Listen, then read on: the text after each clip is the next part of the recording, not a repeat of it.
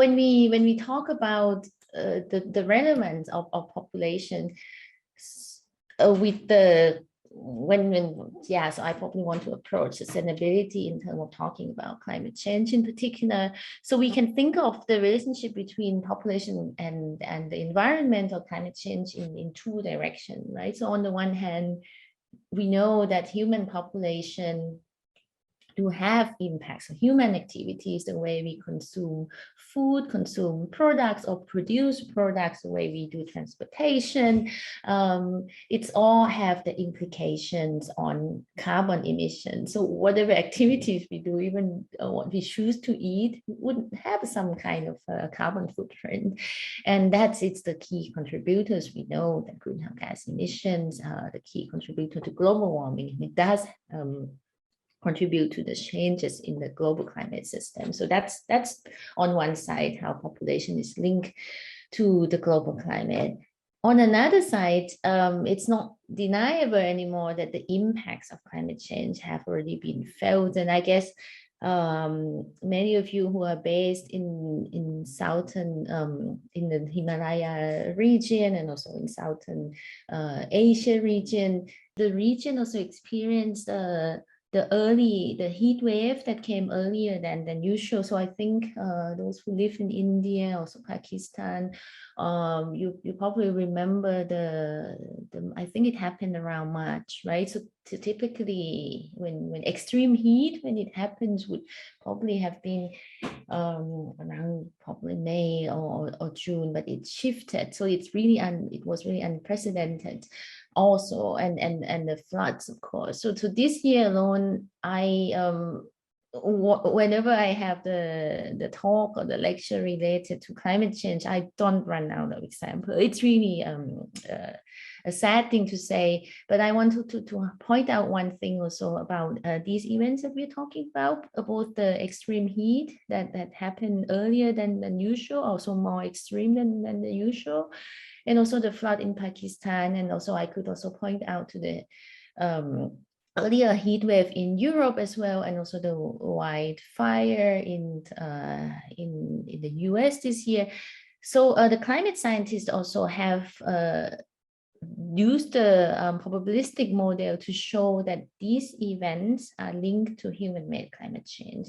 So the science has also moved forward quite rapidly or radically in the past 10 years to be able to identify some of the not all the events, of course, that one could identify that it's a human-made climate change, but some of the events, the floods in Pakistan, the earlier heat wave in South Asia this year, early heat wave in Europe, have been shown that if there were to be no emissions, these events wouldn't have happened. So I think it's quite a strong message also to highlight that there's no way that we can deny anymore that human activities do contribute to extreme climate events. And I want to highlight another side of this figure. Since as we have shown or discussed already, that climate change has already happened, the impacts have already been felt. It does affect our livelihood, well-being, and the floods in Pakistan. It's I don't want to say it's a really good example. It is the vivid example. It's not good that this flood happened, because it did kill. Probably Hussein could correct me in the number, because the latest one I happen to know it's about 1,600 people, but maybe I think the real death toll is probably higher than that. So that's the direct. Another thing I guess I want to point out, when we think about the impact of climate change on human well-being, on population, we can also split it into the direct impact and the indirect one. So the directly, so if you think about the case of floods, for instance, the floods water came, it can really, you may have the direct injuries or you get killed directly. The indirect impacts we have heard, I think many of you have heard also, that people have to move, people got displaced, and then being in displacement and also the floods also destroy sanitation system, the water system, meaning that you don't really have access also to clean drinking water, clean toilets, and so on. So did also contribute to the increase in vector-borne diseases, infectious diseases. So it's sort of, though it's not directly injure people, but still it can also affect our livelihoods, our well-being. So there's a lot of impact of climate change that that it's ongoing. It can affect also our occupation, of course, our employment, and then how do people react to this? That's also the kind of the question that demographic research is looking at or can contribute, and extending into other type of the demographic behavior. So if floods does affect our health, our well-being, our livelihood, so the way we pursue economic activities. So it can also, one could think about that it may affect population dynamics in the future, right? Because if it did affect mortality, if mortality increased, population would change in the future. If people have to migrate, then it also affects the demographic behavior and population dynamics in that sense as well. We may also think that climate change may also affect fertility, and that's still the kind of the really extremely new field to look at. That there's not much evidence on that. So I just wanted to cover this side, that how population plays an important role on both sides, both population affect climate change, and then being affected by climate change, particularly the impact of climate change would be distributed in different ways, apart from between different geographical regions, but also within the same population, within the same country, the impact of climate change would vary, right? Because we know that the older person are more susceptible to heat, for instance. The younger people, young children would be more susceptible to malnutrition due to floods or drought. So that's extremely important to always highlight that the impact of climate change would be distributed differently by subgroup of population.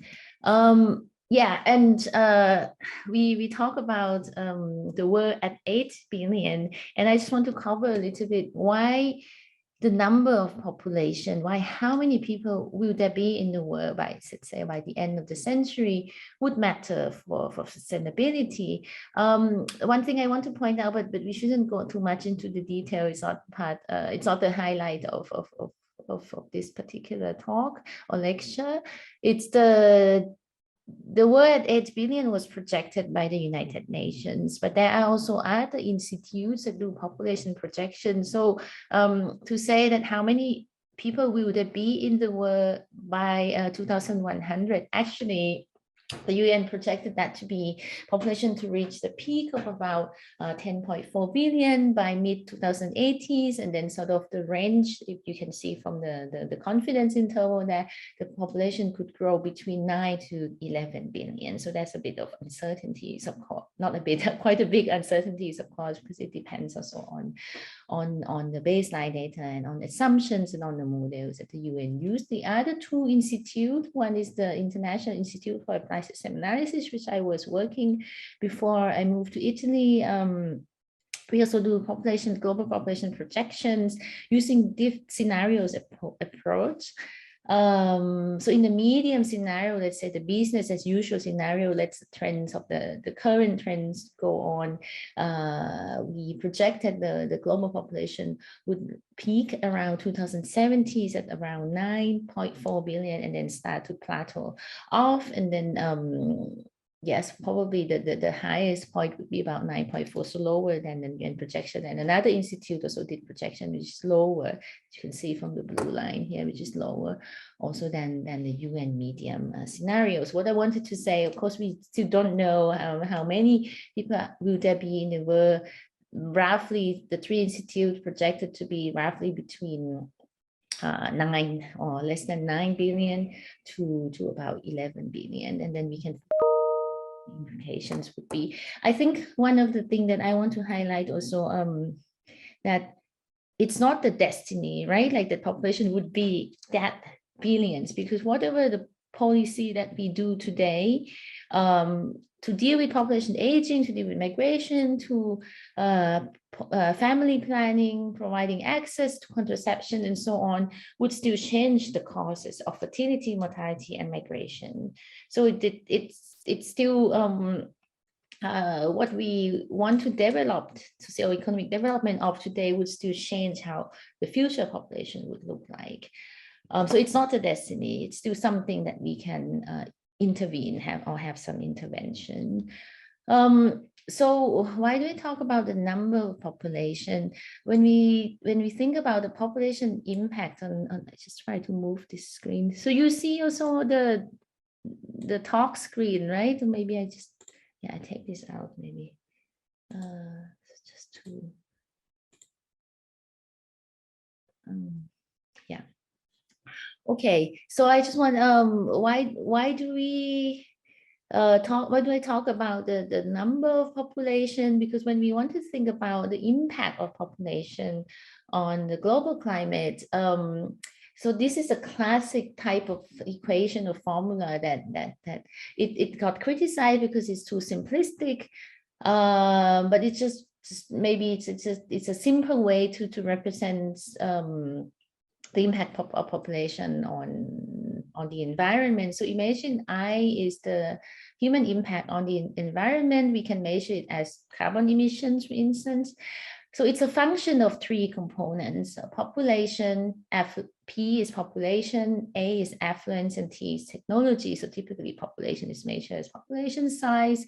Affluence is typically measured as GDP per capita. T, technology, is the kind of the efficiency in consumption, typically measured as emissions per GDP per capita. So what I meant is, the idea behind this is emissions also tend to, per capita tend to be lower actually when GDP is high because of higher technological efficiencies here.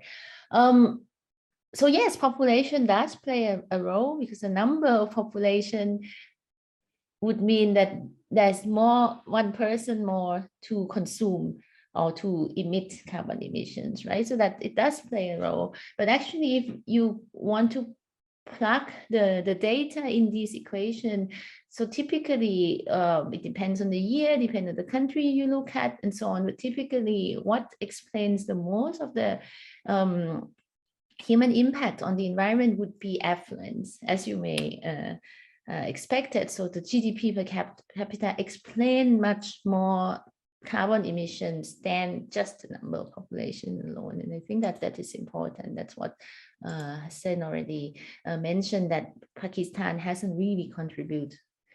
I mean, does contribute, of course, every country contributes to greenhouse gas emissions, but very little if we split it by different level of GDP. Yeah. So the discussion about the population and climate change, because population GDP play a role, but having one person more also in any case would contribute to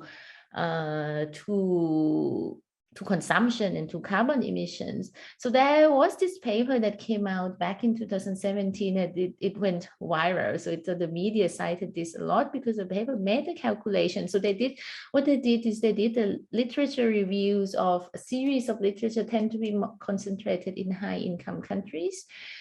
And they look at the carbon footprint that can be calculated from different type of activities, such as if you have a car, if you fly transatlantic flight, if you swap to eat only plant-based diet, you don't eat meat, for instance, if you switch to electric car, if you recycle, and so on. And also if you have or don't have a child, and how would this translate into reduction in terms of the carbon, your carbon footprints? It's measured as CO2 equivalent emissions, which refers to all type of greenhouse gas emissions.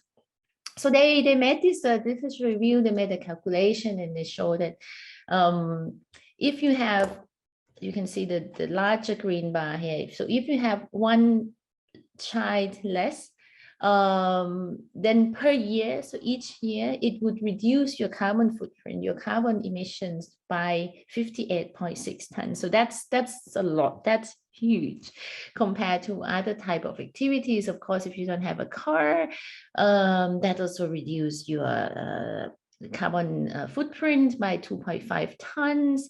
If you only eat plant-based diet, it also makes some contribution, but the bigger contribution is not having a shite, right? You may wonder, so what does this 1 ton of carbon equivalent means? 1 ton, it's quite a lot, because it equals to 2.5 flights from Amsterdam to Rome. So that's what we're talking about, 1,500 kilometers.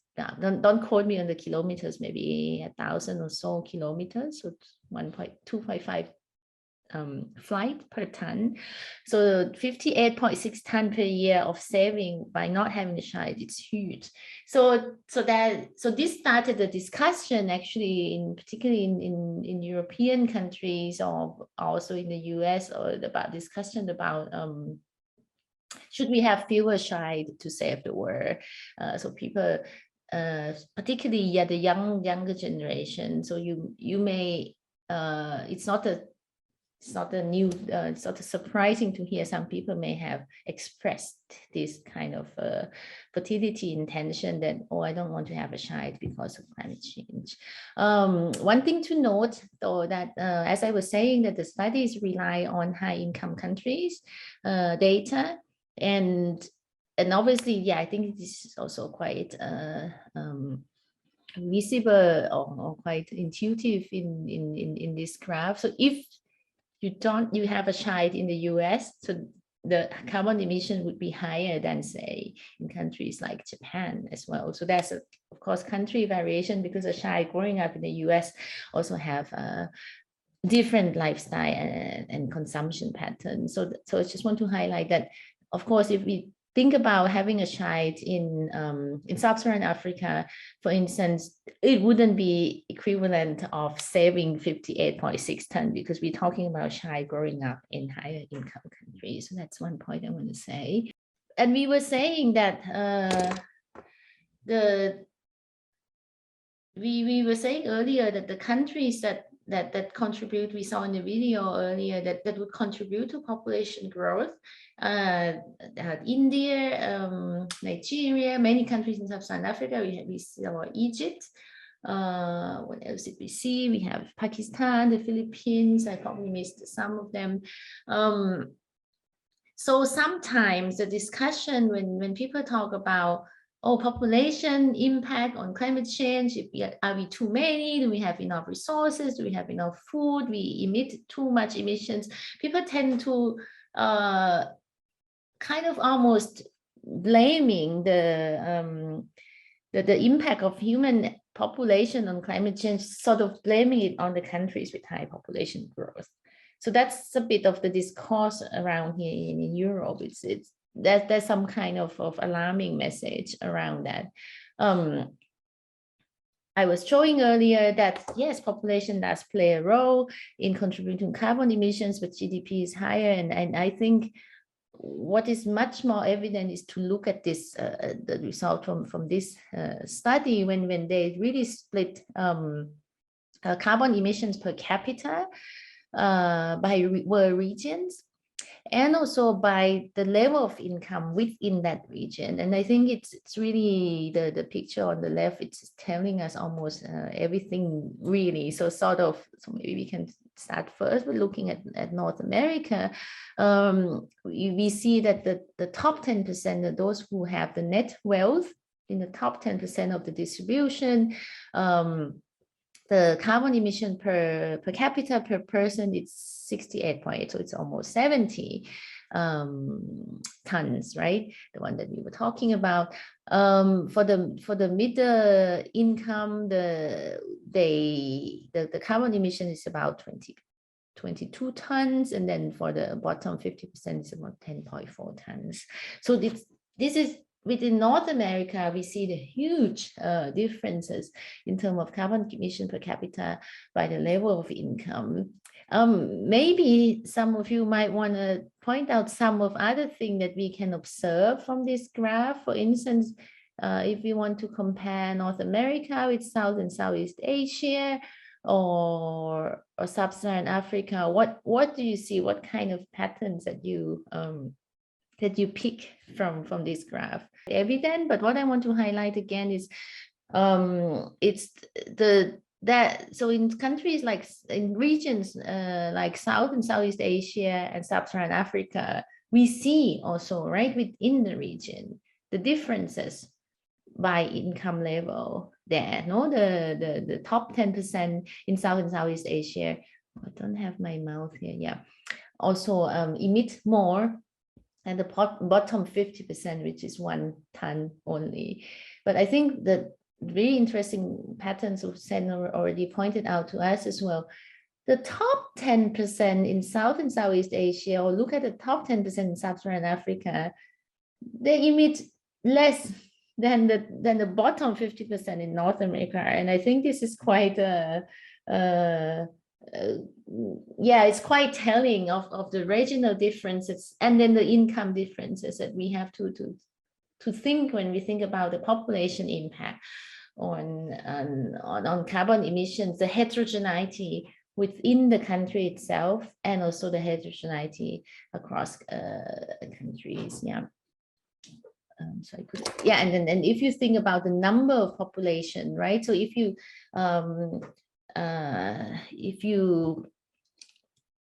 lay out, or if you distribute the population across the world into those who have the top 1%, top 10%, and bottom 50%. So the bottom 50% of income in the world, no, now it's not in the region, is about 4 billion population in the world. The top 1%, it's about 70, let's say the top 10%, it's less than 1 billion, but they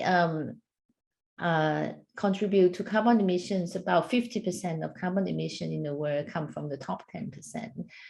Whereas the bottom 50%, which is talking about 4 billion in terms of population size, they only contribute to about 12% of the total global emissions. So I think this is an important thing to consider also when you hear people talking about the population growth impact on climate change.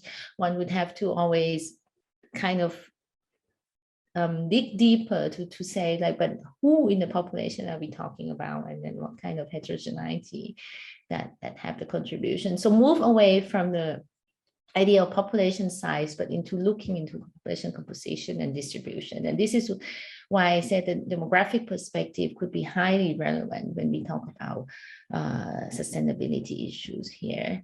Another thing I want to point out about demographic heterogeneity when we think about human impact on climate change is about the age patterns, because I think that's so interesting, because we know that age structure has changed and will keep on changing.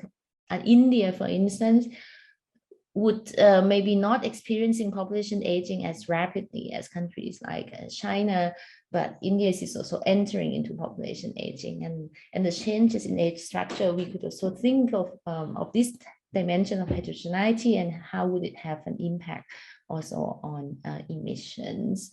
This is a study in the US that look at consumption of energy intensive goods by age, really by age, yeah, by age group.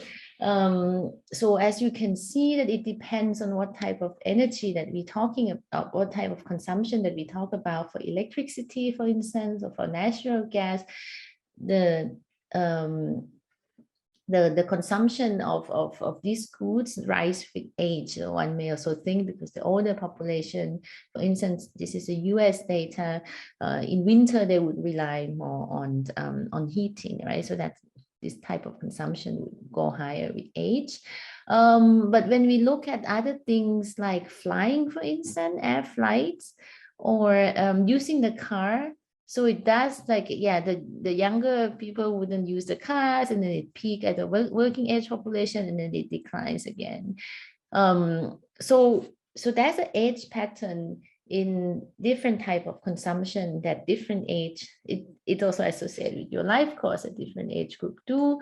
So if you kind of sum up of these consumption of energy intensive good, that's actually the kind of, it peaks with age, but sort of around the retirement age, because of course what we assume younger people also move around much more, also require more activities that would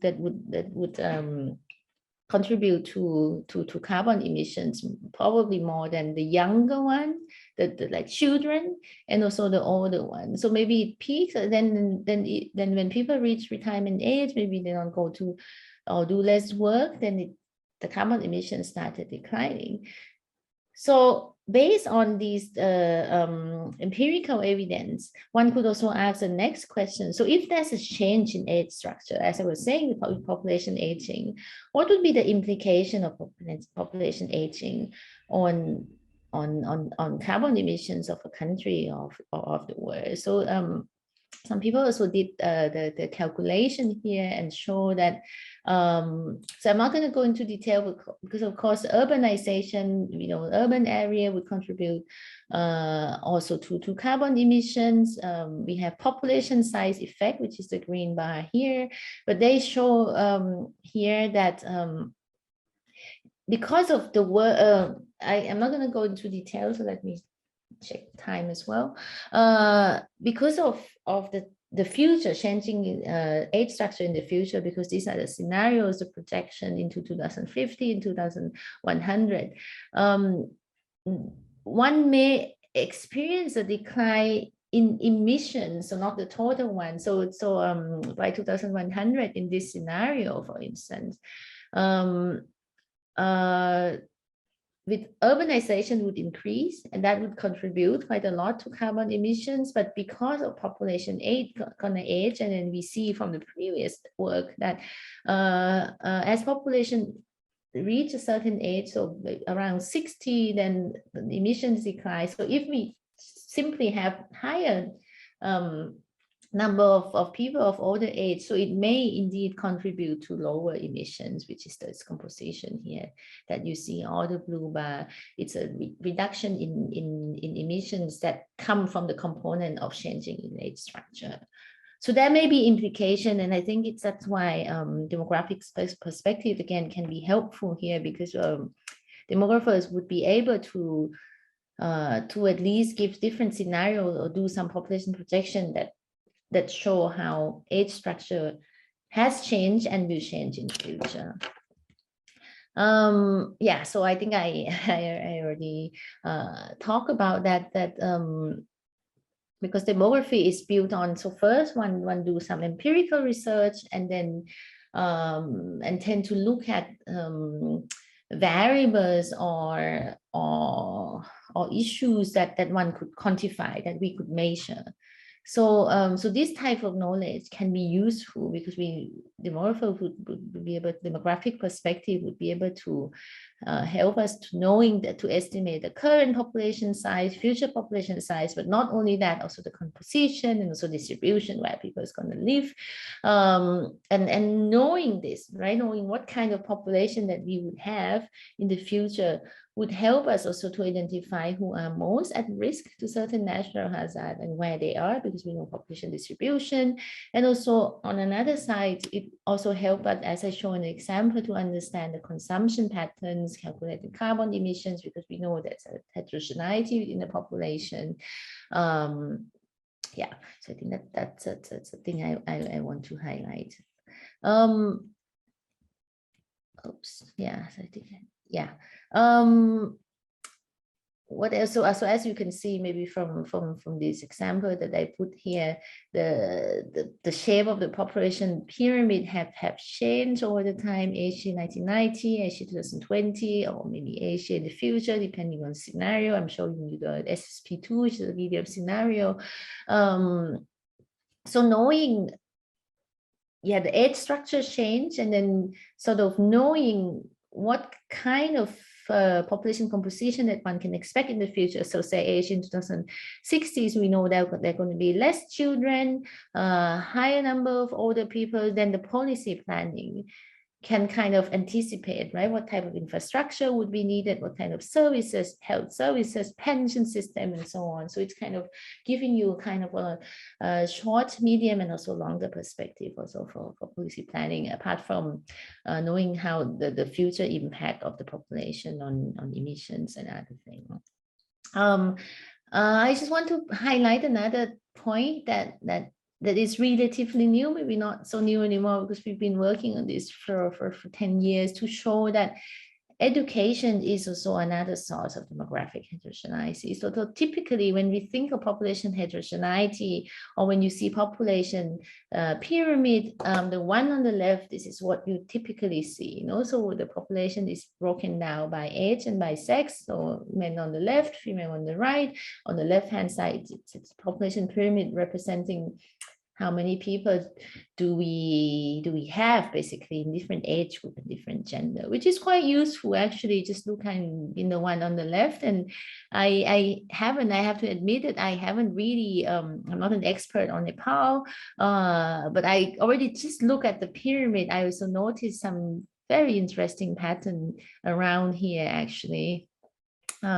Maybe some of you also can help to explain why this is the case. So it seems to be, so we, in this particular age group, if you see, look at the age 20 to around 30 or so, the male population disappear from the pyramid. The female would probably have the shape that we would have expected, because the younger, the less younger, this probably more of the generation with higher number of the family size was still big in this population. So yeah, so maybe be able to explain to me. We can already read and see many, I'm trying to understand many things of population dynamics, population change, just by looking at the population pyramid by age and by sex alone. But one more thing that we can also factor in when we look at what are the population composition that we have and that we can anticipate in the future is also putting in education also as another source of demographic heterogeneity. And this is the work that have been done in the past, so 10 to 15 years, and in Vienna, in Austria.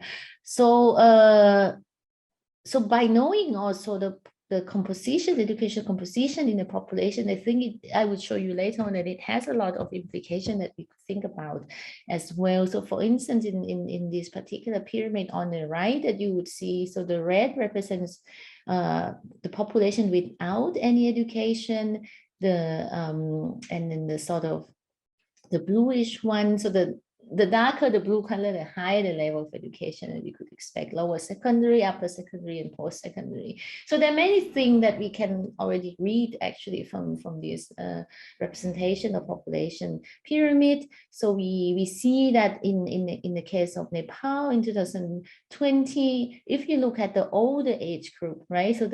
So we can take them from the 60 years old, for instance, many of them, or the majority of them, actually haven't gone to school. And then with educational expansion, with socio-economic development, also in Nepal, so we already see that the younger one, we hardly see, or we don't see much the red color.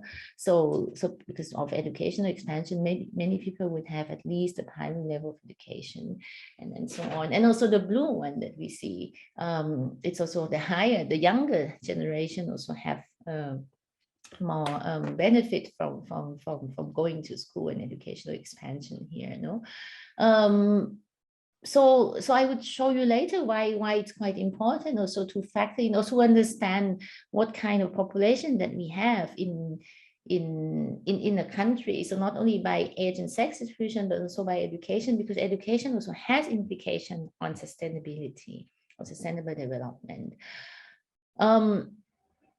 One first thing is I think I mentioned a little bit already that so fertility affect population size, right?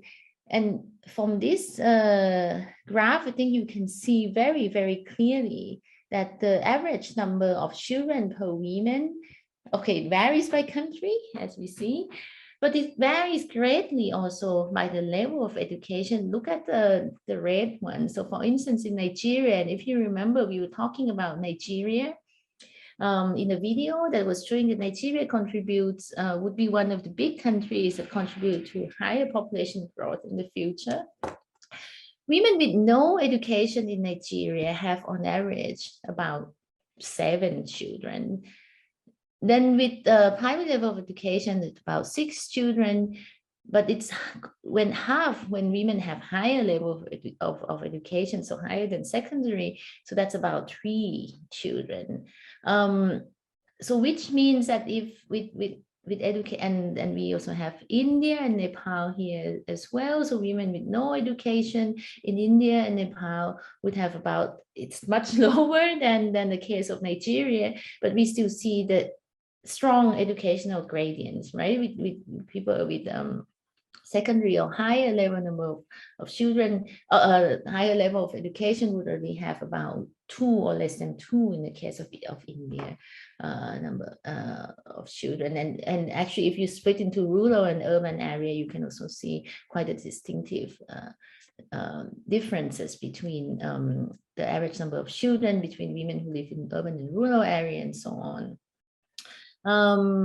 So yeah, so investing in female education would already have some kind of impact on changing fertility patterns and also on population size in the future. So if we think that a lot of number of people in the world would contribute to climate change, to sustainability, change the pattern of sustainability. So something around here, education and fertility can also make a difference in terms of sustainable development. My colleagues also did this work, which I find it's quite interesting, because typically we look a lot at education, but they also show actually that women access to modern energy. I think many of you are also familiar in the rural area in Southern Asia. People still, I think India is also a good example. Many people still use I think maybe not firewood. I think people used kerosene maybe for cooking, because and then when we know all the impacts also, right, of using firewood or kerosene, because it increase a lot of indoor air pollution, have impact on respiratory disease, it increase infant mortality. So, but there's also the indirect impact actually of giving women the access to electricity and modern cooking fuels. This paper have shown that it also contributes to changes in fertility patterns through many channels, right? So women would, if they don't have to go to collect firewood, so they would have more time, and women tend to spend more time on education or on employment, and also improve their health, so reduce child mortality. It also, if the channel goes through increased access to energy, increased female education, they also have better access to information. So the combination of the scenarios, if you invest both in education and also the universal access to modern cooking fuels and electricity, so that would also have the relationship in terms of bringing down fertility also in this example is sub-Saharan Africa. So I think that it's also quite interesting of how do we link the kind of the population dynamics with sustainability here. We also another thing that has been shown, it's also apart from through this channel from the changing fertility pattern in the kind of, say, European countries, there has been some evidence also showing that education have direct and indirect impact on environmental behavior. So people with high level of education tend to have better knowledge, better perception about climate change, and to be more concerned. But they also have higher income, so we also have to factor that in, but they also tend to be showing more pro-environmentally friendly behavior with level of education. So I have only 5 minutes left, I think, right?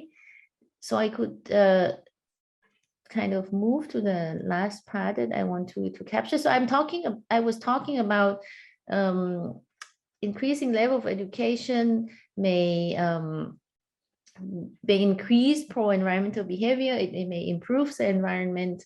But also another way around, there have been also quite a lot of evidence also showing that increase in education also contribute to vulnerability reduction or increased adaptive capacity.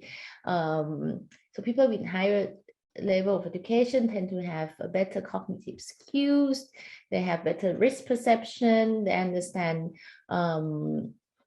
more knowledge also about maybe the events that they haven't come across before, like natural disaster, and also education also increase access to information, better social capital, know if something happened, they also know where to get the financial resources or financial help and so on. So that's a kind of indirect effect there too. So there's a series of studies actually that show that countries or communities, I don't know why, do you see this line, this blue line that come up on my screen, but I don't know why we have it, but yeah.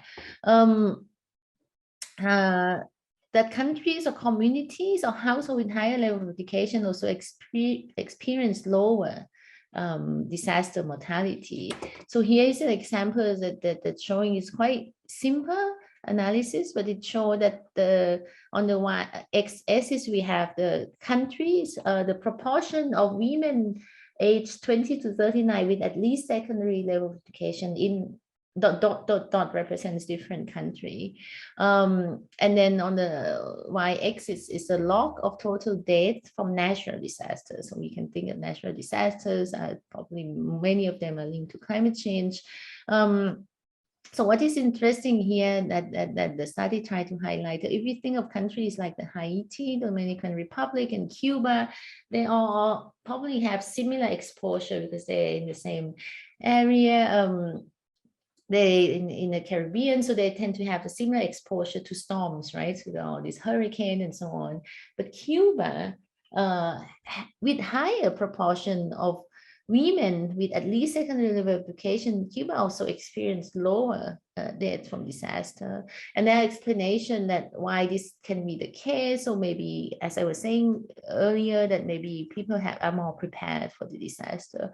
We also found some evidence for my own study that we collected data in the Philippines and in Thailand that we look at the level of disaster preparedness the household have. I'm not sure if you are familiar with disaster preparedness. Disaster preparedness can be the measures that household take to mitigate the impact of disaster or prepare for it. For instance, if you have disaster insurance, for instance, you restructure your house, structural upgrades of your house. If you live in the flood area, so you may want to lift the floors up, for instance, or you have the typically, if you live in a disaster-prone area, it's also recommended that you are independent for at least 72 hours. So you have the food storage that you really prepare in case disaster strike. You have reserve of emergency kit, medicines, food, water, radio, battery, and so on.